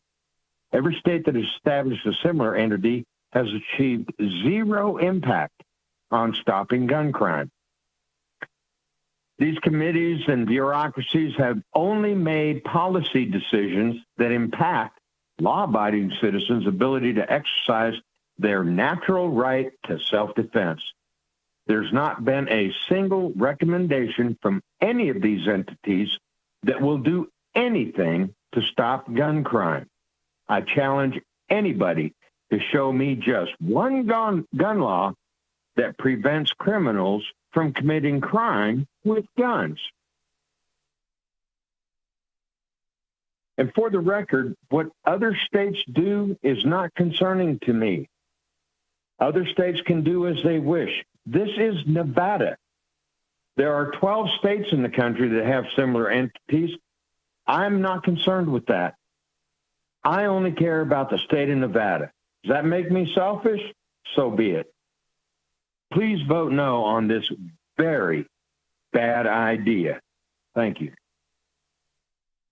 Thank you. And I just want to say we have a few minutes left. I don't know how many callers are still on the line, but if you would like to leave your name and say a ditto so we can get through all the callers, please feel free to do so. And if we can move to the next caller.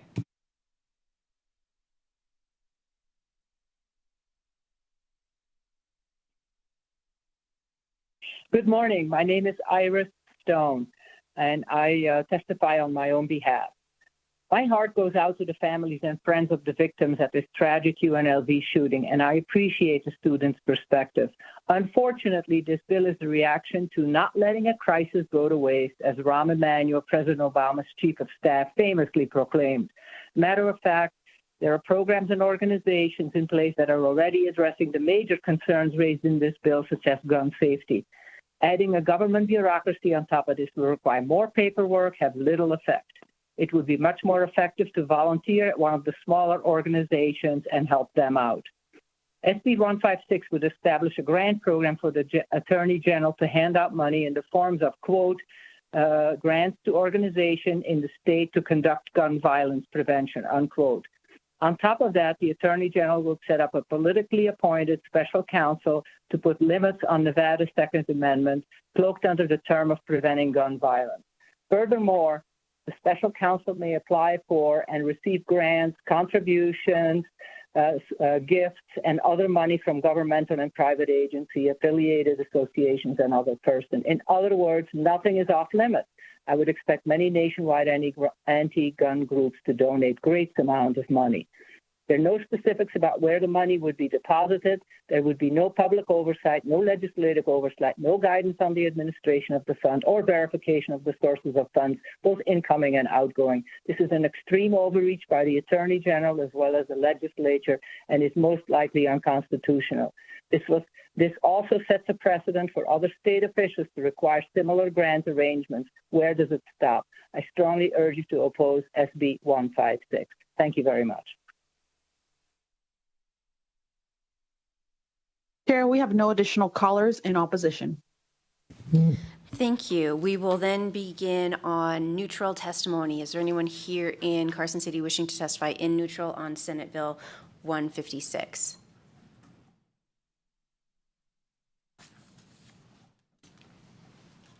You can begin when you're ready.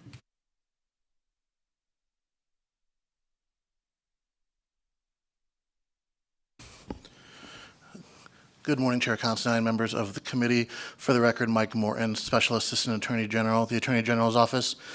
The Attorney General's Office is neutral as to the policy of this bill, but just wanted to state for the record, with the second reprint and the changes that have been made, would be able to adequately complete the duties that our office would be charged with in this bill. Thank you. Thank you. Is there anyone else in Carson City wishing to testify in neutral to Senate Bill 156? Seeing no one step up, is there anyone in Las Vegas wishing to testify in neutral on Senate Bill 156? Seeing no one, AVH, is there anyone on the line in testimony for neutral for Senate Bill 156? If you would like to testify in neutral for Senate Bill 156, please press star 9 to take your place in the queue. Again, that's star 9.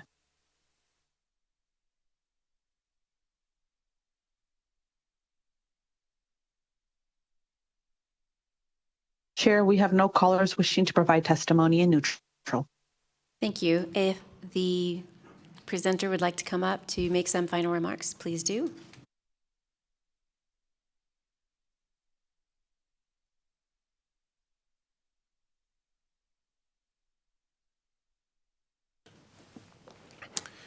Once again, Madam Chair, Vice Chair, and esteemed colleagues, Senator Edgar Flores for the record. Two very important things that I want to highlight. Number one, the support and opposition to this bill carry very different tones. Support, we're having individuals that want to work and collaborate and say, let's sit down and have a conversation. And the opposition, rooted their entire argument saying that I can't sit down with anybody that disagrees with me. That's the problem that we have in this country and in this state. That's why we had young students saying that they're tired of the Democratic Party and Republican Party. Because you're going to sit in front of a young man who is going through trauma after seeing 3 professors murdered. And rather than saying, listen, I heard the students, here's my concern with the bill, you had somebody in the opposition call them a well-funded Marxist organization. I mean, this is what's happening in our country. And it is shameful that adults have to learn from kids to know how to have proper decorum in this building, how to address somebody that they disagree with properly, how to show a little respect. December 6th, 2023 is when these professors were murdered. So why is it coming in the 25 legislature? Because we didn't meet in 2024. We meet every other year. So the only time that you could possibly bring a bill forward would probably be 2025.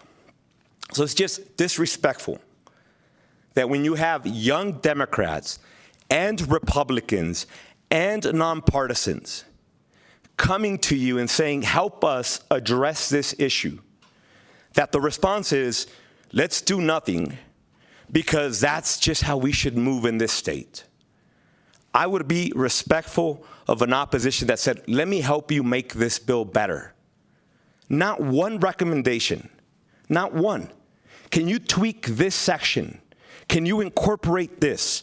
We want to prevent gun violence. You can't come to this committee and say, we believe in stopping gun violence.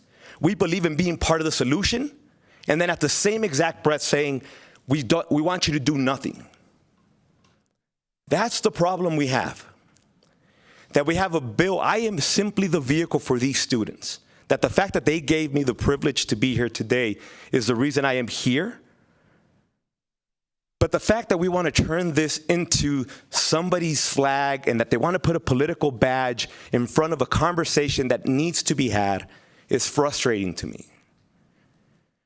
Now, I heard the opposition bring up gun-free zones 1,000 times. Okay, let's take that conversation there. And by the way, speak to law enforcement and see if that's what they think they want to. Ask law enforcement, should we have gun-free zones in all our schools? Do you think that would fix a solution? And I guarantee you're going to get opposing viewpoints even within law enforcement. And yes, this conversation is going to be very difficult. I know that. But that's why we need to have it. The idea that we're going to continue to go session after session after session after session doing nothing, at some point, we have a responsibility to step up and put this state before a political badge. So with that said, I invite anybody who wants to have a serious conversation on how you think we can make this a real bipartisan effort to come forward, and we can work on that. And we can do it in the interim, we can do it in the next 2 years, whatever you want to do, I will work with you. But we had the opposition say both things. Government should not be funding this, and the private sector shouldn't be getting involved. In the other side, the entire opposition was saying, why is government going to put money into this? And on this side, oh, why are we allowing the private sector to put money into this? So we just land in the same place, which is do nothing. And that, to me, is frustrating and shameful. If you want a real solution, come to the table with something. But to attack the students and to utilize this vehicle as an opportunity to minimize them and say that they have some secret agenda because they're working in a bipartisan way is just frustrating to me. And so the opposition is open to come to my office and bring up any real possibilities of an amendment. But I can't go away from this session after seeing the trauma that these kids went through and saying I went to the legislative session and did nothing, because that's the solution to this problem. So we want to figure this out. Let's come together and figure it out. But doing nothing is no longer an option, and it's not on the table, and the students are tired of this. This is why they're getting away from all this political theater, because they don't see anything, any real bipartisan efforts happening here. And what's happening in Congress is terrifying, because I'm scared that it's coming to Nevada.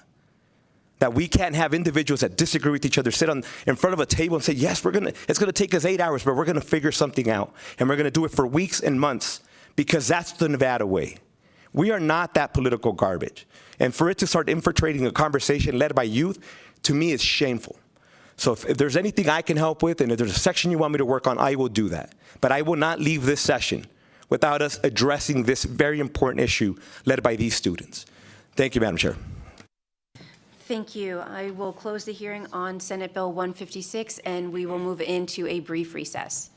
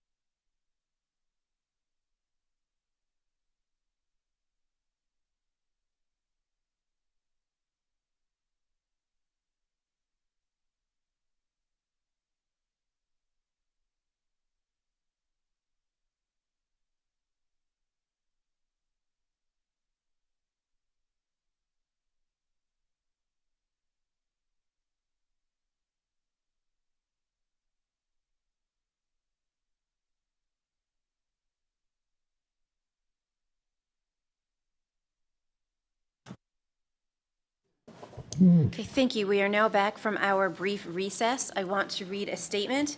First, in accordance with Rule 57.4 of the Assembly Standing Rules, Speaker Yeager has provided approval to take final action on the bills heard today within 24 hours of their hearing. With that, we will now open the work session on Senate Bill 156. Members, are there any questions? Seeing no questions, I will now entertain a motion to do pass Senate Bill 156. So moved. Second. I have a first from Vice Chair Nguyen and a second from Assemblymember Carter. Is there any discussion on the motion? Seeing none, all those in favor say aye. Aye. All those opposed say nay. Nay. Please raise your hands. So I have Assembly Members Edgeworth, Gallant, DeLong, Gurr, and Kasama as nays. Motion carries, and I will assign that floor statement to myself. And with that, we will close the work session. Thank you. We will now move on to public comment. Public comment is not an opportunity to rehear testimony on a bill, and we ask that you please keep your public comment to topics within the jurisdiction of the committee. As a reminder, members of the public can provide public comment in person or telephonically and may submit public comment up to 24 hours after the meeting. Instructions for providing public comment can be found on the agenda. If you're calling, you can dial 669-900-6833. When prompted to provide a meeting ID, enter 858-1380-8627, and then press pound when prompted for a participant ID. Each person will have 2 minutes to provide testimony. You may also submit written public comment to the committee up to 24 hours after the hearing. Please remember to clearly state and spell your name for the record. Is there anyone here in Carson City wishing to provide public comment?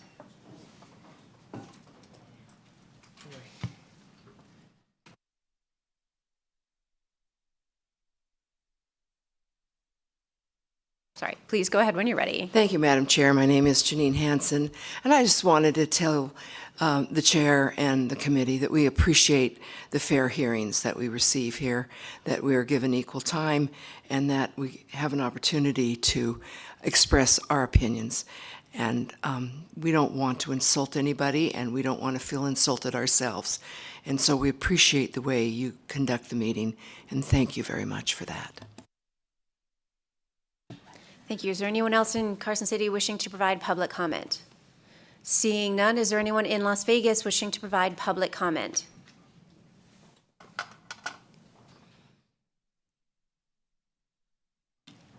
Please begin when you're ready. Hello, thank you once again for having us here. Being a part of Youth Voice of Nevada is honestly so empowering. Being able to talk to you guys and being able to give our opinion on this bill, I greatly appreciate it. Please state your name for the record, and please keep comments to things that were not the bills we heard today. Thank you. My name is Alfred Ibar Munoz, and though the comments were a little bit aggressive, especially as a Cuban American and here and being called a Marxist, I felt a little bit on the defensive side. This bill really is an open opportunity. I'm sorry, but the public comment is not a time that we could discuss a bill. So if you would like to talk to things that are not concerning the bill, please go ahead. All right, I don't have anything to talk about that. Thank you. Thank you. Is there anyone else in Las Vegas wishing to provide public comment?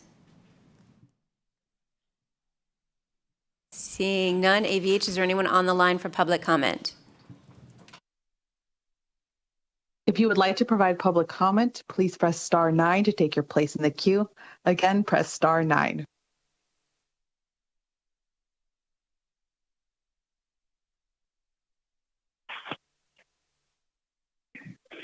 Hi, this is Katrin Ivanov, IVANO Frank. Thank you so much for listening to our opinions. Of course, we are all passionate on the things we believe in. I'm very, very strong supporter of the Constitution, and I believe that people should learn how this document was created and what it's actually saying.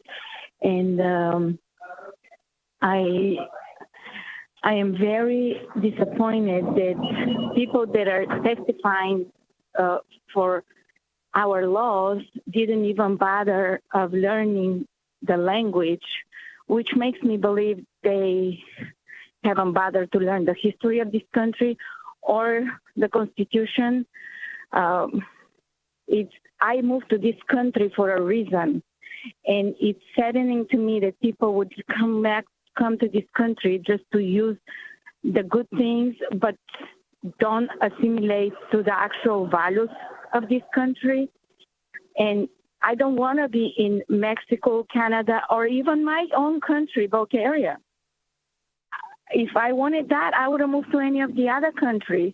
So I don't like our countries becoming like their countries.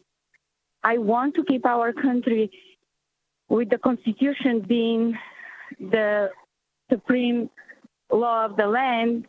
And if people don't bother to learn it, we will lose it. I don't see how we're allowing people that don't speak our language to even testify. I'm sorry. If you're going to testify, you have to be a citizen. If you're going to be a citizen, you go through years of vigorous documentation stuff that you need to do, and also English tests. So we either allowing people that are not citizens to talk and be part of creating of our laws. Thank you, Ms. Ivanov. That has been 2 minutes. If you would like to provide that in written testimony and send it to the committee, please do so. But that is your 2 minutes. AVH, is there anyone else on the lines for public comment? Chair, we have no additional callers for public comment at this time. Thank you. Our next meeting is scheduled for tomorrow, May 31st at 9 a.m. here in room 4100. That concludes our meeting for today. The meeting is adjourned.